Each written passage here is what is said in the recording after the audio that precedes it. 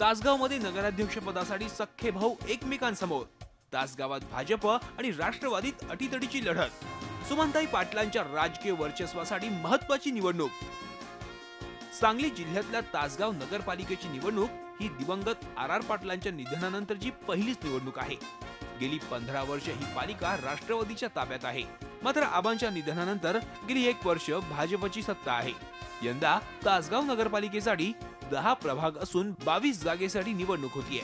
तासगाव नगरपालिकेची ही निवडणूक अत्यंत चुरशीची होणार आहे।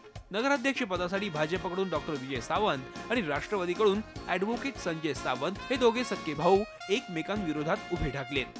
विकास कामांमुळे मतदार भाजपलाच पसंती देईल असा विश्वास भाजपनं व्यक्त केलाय। काकांची सत्ता तासगावमध्ये असल्यामुळं, नगरपालिकेमध्ये असल्यामुळं अशा बऱ्याचशाच कामांना खूप मोठा वेग येणार आहे। तर ते माझ्या बाजूने मी 100% खात्रीनं तुम्हाला सांगतो की ह्यावेळचा नगराध्यक्ष हा भाजपचाच असेल। तर आपल्याच पक्षाचा एकतर्फी विजय होईल असा विश्वास राष्ट्रवादीच्या संजय सावंतांनी व्यक्त केलाय। तसंच निवडणुकीत आपल्यासमोर सख्खा भाऊ जरी असला तरी मतदार सुज्ञ आहेत, ते राष्ट्रवादीलाच कौल देतील असा विश्वासही त्यांनी व्यक्त केलाय। त्यांनी त्यांच्या पद्धतीने प्रयत्न करावेत। मी माझ्या प्रयत्नाने मी प्रयत्न करेन। जनतेला कळतं, जनता ही सुजाण आहे।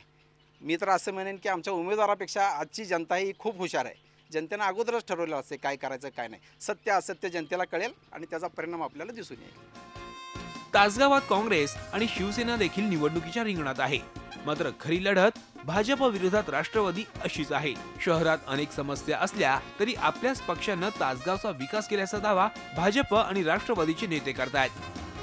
बाबासाहेबांच्या निधनानंतर काही आमच्यातील नगरसेवक काही संजय काकांच्या गटामध्ये सामील झाली आणि त्यामुळे आमची सत्ता तिथून सत्ता संपुष्टात आली।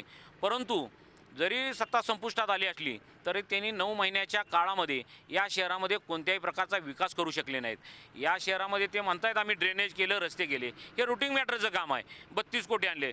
खरं तर तुम्ही प्रशासनामध्ये आपण माहितीच्या अधिकाराखाली माहिती मागितली तर कुठेही 32 कोटी रुपये आलेत असं कुठेही तुम्हाला दिसून येणार नाही। 10 ते 11 महिन्याच्या ह्या कालावधीमध्ये आपण नगरपालिकेच्या माध्यमातून वडा शिवशोभीकरण असेल, 8.5 कोटी रुपयाचं तासगाव नगरपालिकेला असणारी जी जुनी इमारत आहे, अद्ययावत इमारत, शॉपिंग मॉल आणि खूप वर्षापासूनची तासगाववासियांची तालुक्यातील जनतेची जी अपेक्षा होती की पिक्चर थिएटर असलं पाहिजे, असे अद्ययावत 2 पिक्चर थिएटर, असं सुसज्ज असा मॉल आपण 8.5 कोटी रुपये खर्चून तासगाव शहराच्या सेवेत आणतोय।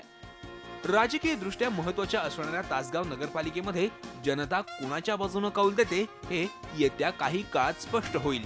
Ravindra Kamble, Zee media, Tasgaon, Sangli.